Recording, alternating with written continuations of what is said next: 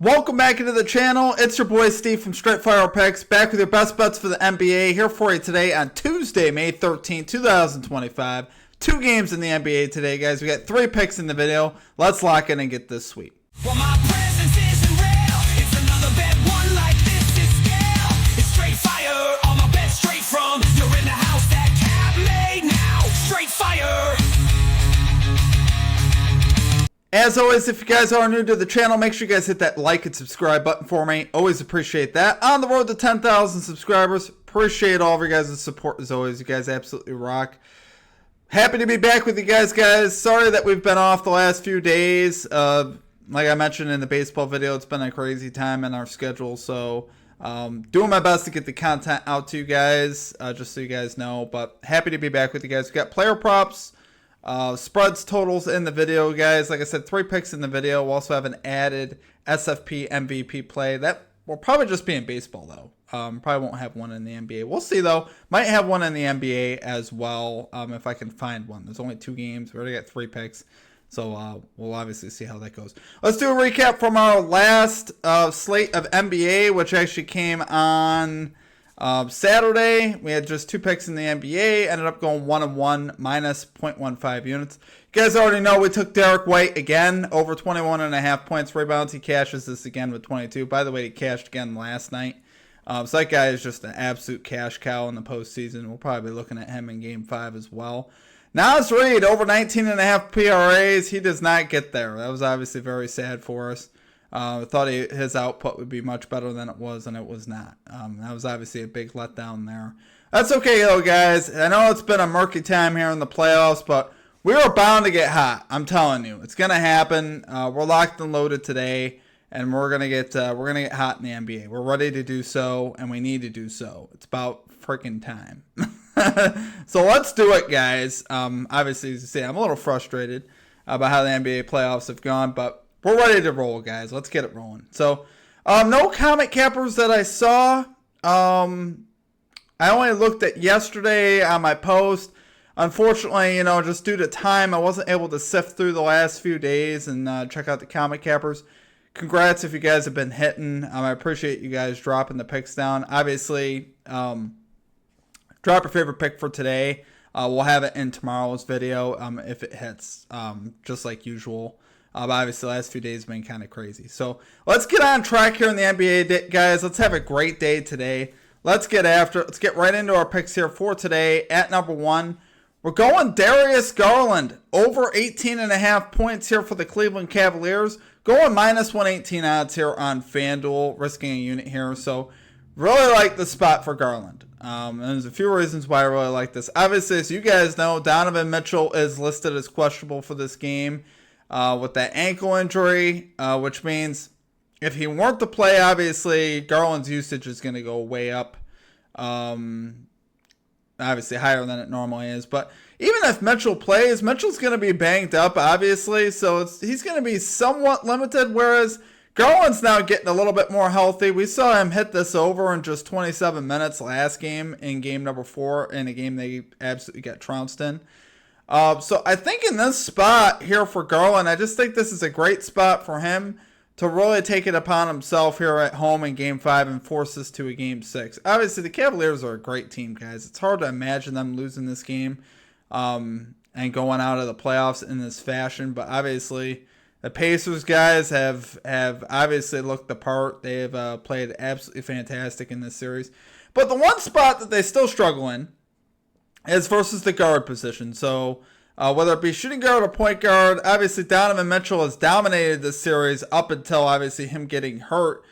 And then Garland's similar in the sense that he can break you down off the dribble. He could certainly get into the paint and get into that float range, which obviously is one of his biggest weapons. We saw last game when he hit the over, guys, he was 6-11 from the floor. 5 of those shots came in the paint, and he was also 8 for 8 at the line. So the Pacers' big struggle really all season has been points in the paint, as they have allowed the 23rd and 28th most points to shooting guards and point guards, respectively, as far as points in the paint goes. So I think Garland's going to be able to do that here. Once again, I think he's the candidate that I got really being on the attack. Obviously, Mitchell, I mean, if he plays, Mitchell could definitely be that guy as well. But I think in either case, I think Garland's going to end up having a lot of opportunity here. I also think Garland's going to play a lot more minutes here. Obviously, a closeout game. I think the rotation might get a little bit tighter here. Obviously, love Ty Jerome. Obviously, Ty Jerome's been great for them all season. But he is a little bit of a liability as far as size-wise and can be a little bit defensively. So I think Garland will end up chewing up a lot of minutes today. I think you'll see him play closer to a season high in minutes. The only reason he didn't play more minutes last game was obviously the blowout. They were completely out of that game and obviously pulled Garland there. So I think, like I said, in this spot, if we could get him at least 32 to 35 minutes, I think we're going to be in good shape here to hitting his over, especially being at home. In this type of a matchup where, like I said, I think this is a great spot for Garland to get into the paint and do his thing and hit his floaters and obviously get to the foul line, which he did last game. He was 8 for 8 from the foul line. So he's another guy like Mitchell that could break you down off the dribble. He can finish at the rim. Absolutely. Obviously, Mitchell tends to take that role a little bit more just because he's a little bit more physical as far as in the paint. But like I said, with him hobbled and he might not even play, Garland obviously be the next in line. But I think in either case, Garland's going to end up needing to score a lot of points for the Cavs to win this game and get back into this series, which I want to see. I don't want to see this be a short series, guys. Obviously the underdog story is kind of cool, but at the same time, let's get a longer than 5-game series. I think this is a series that deserves 7 games. It does. I'd love to see this series go the distance it goes 7 games. But love the spot, like I said, for Darius Garland. Great spot for him today. Love it there for a number 1 pick. We got Darius Garland over 18.5 points here for the Cleveland Cavaliers. Minus 118 odds here on FanDuel. Okay. At number 2, we are going with Nikola Jokic under 27.5 points here for the Denver Nuggets. Going minus 105 odds here on DraftKings. So obviously we faded Jokic in these playoffs before and we cashed easily. I believe it was back in that Clippers series. I'm having a hard time remembering exactly which game it was, but we did fade Jokic. It was 28.5 when we faded him then, and they finished with like 15. It wasn't even close. And here again, this is just Jokic has just not been hitting this line. I don't know how else to say this. At some point, you think the books might get the memo, but it's like sometimes they don't adjust these lines where they should, especially with this game also being on the road. There's a lot of factors in play where Jokic could definitely hit the under here. Like I said, we faded Jokic before we were successful. He's 8 of his last 10 games under, averaging 24.5 points per game, but those numbers are even a little bit inflated with the 2 games he went over, finishing with 36 and 42. So it's kind of boosted his numbers up. So it really, to me, is closer to like the 20 range, whereas where I see him in the points range, I see him getting around 20 points this game. I don't see him getting up near 30 or nothing like that. We've seen him go under in 6 of his last 8 games versus the Thunder, including 3 straight, so love seeing that. Thunder 8th best in points allowed to centers for the season, so they're pretty good, obviously, defensively. You guys know the deal with that. Spread here is set to 10.5 in favor of the Thunder, so if we're buying into that, right, which obviously the Nuggets have played pretty well in this series overall. They did get absolutely trounced in Game 2 when I took the Nuggets spread. But obviously if they get trounced, there's a good chance Jokic goes under, obviously, because they'll blow out. He'll lose minutes. We've seen him go 6 of his last 6 versus the Thunder to the under when they lose by 10 plus. So obviously you like seeing that. Basically, if the Thunder win this game going away, you can almost count on Jokic going under, which has a great chance, obviously, today. But even if this game's competitive, we've still seen Jokic go under the last couple of games as well, even with a couple competitive games there in Denver. So it's really been the role players in the series for the Nuggets that have been stepping up. Not that Jokic isn't great, but obviously his scoring has gone down in this series. He's 73% to the under for the season when the Nuggets lose by 10 plus. So this guy just does not hit this line usually when the Nuggets lose, just based on how his minutes are structured. Normally plays the entire third quarter. He's been doing that the entire season, and then he sits the first 5-6 minutes of the fourth. Now in this series, he hasn't really been doing that. Obviously, he's been playing pretty much all the minutes in the second half, but in either case, he's going to likely play the entire third quarter. And then, obviously if the game's over at the end of the third quarter, he won't get hardly any fourth quarter minutes. So we'll see what happens. But like I said, I think once again, he goes under regardless if it's a blowout or not. Honestly, I think he goes under. So love it there for our number 2 pick, guys. We're going Nikola Jokic under 27.5 points here for the Denver Nuggets, minus 105 odds on DraftKings. Okay, and finally at number 3, we're going Shai Gilgeous-Alexander over 7.5 assists here for the Oklahoma City Thunder, minus 105 odds on MGM. Now, I'll say this.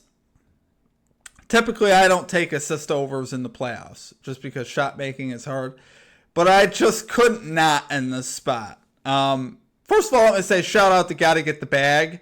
One of my buddies here at the channel that steered me in the direction of this. I was on the phone with him, having a conversation with him, and we're just talking about how the Nuggets have made SGA into a passer in this series. I'm like, that's really interesting.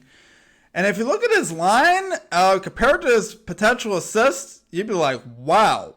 It seems like we're getting some great value here, which I believe we are.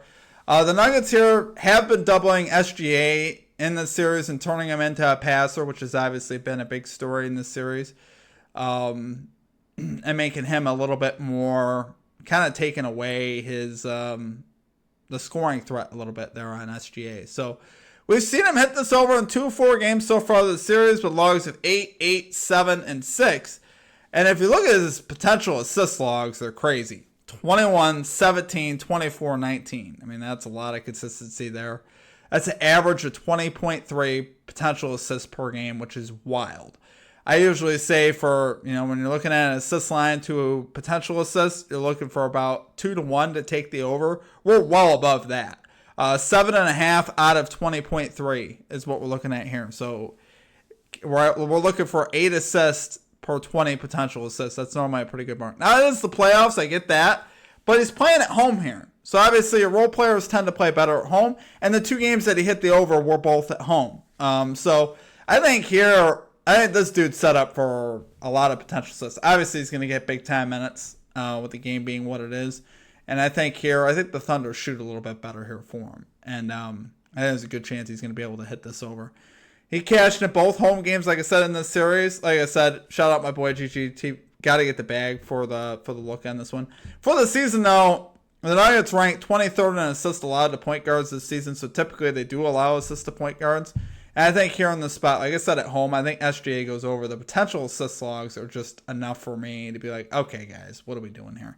That's a lot of consistency. It's every game he's gotten the type of potential assist I want to see in every single game, and really well above, which is what you love to see. So love it there, guys. For number 3 pick, we got Shai Gilgeous-Alexander over 7.5 assists here for the Oklahoma City Thunder, minus 105 odds on BetMGM. All right, guys, that's going to do it for our picks. If you enjoyed the content, hit the like and subscribe for me. Check out the pinned comment down below and also the description for anything you're looking for here at the channel in regards to membership, merchandise, social media links. Check out all that stuff down below. Like I said, pinned comment and description is where you'll find all that. I appreciate you guys. Thanks for bearing with me. Obviously, apologize about the late videos, the lack of videos of late. Obviously, like I said, I'm doing my best to get the content out for you guys, and hopefully we could have a great day. Obviously, was a little discouraged last week. I ain't gonna lie. I had a 2-day stretch of humanity there where I went. I think I went 1-11 between NBA and Major League Baseball over a 2-day span. And it was really discouraging. I'm not going to lie. It's been a little frustrating, obviously, in the playoffs. We're used to different things here at the channel where we're making money and stuff. And obviously, the playoffs has been a struggle.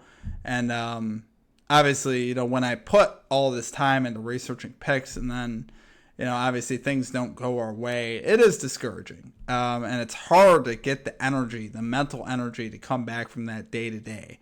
So obviously, I'm fueled by not only you guys, obviously fueled by you guys here at the channel. Your guys' support the channel puts a lot of life in our bones. But I am somewhat fueled by the results, and it's kind of an unfortunate business because we are in a results-oriented business.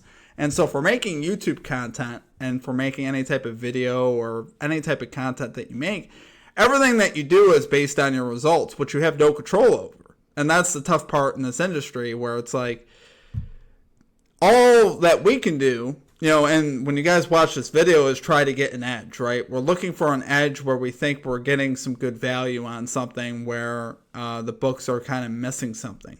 That's what we're trying to do. And then outside of that, it's up to the players to go perform, obviously. And sometimes they do, sometimes they don't. And sometimes it just gets frustrating because you get in these weird trends where, the numbers tell you to take one thing, but it's just not happening, and the spots call for something and it's just not happening. So it's like, it's difficult.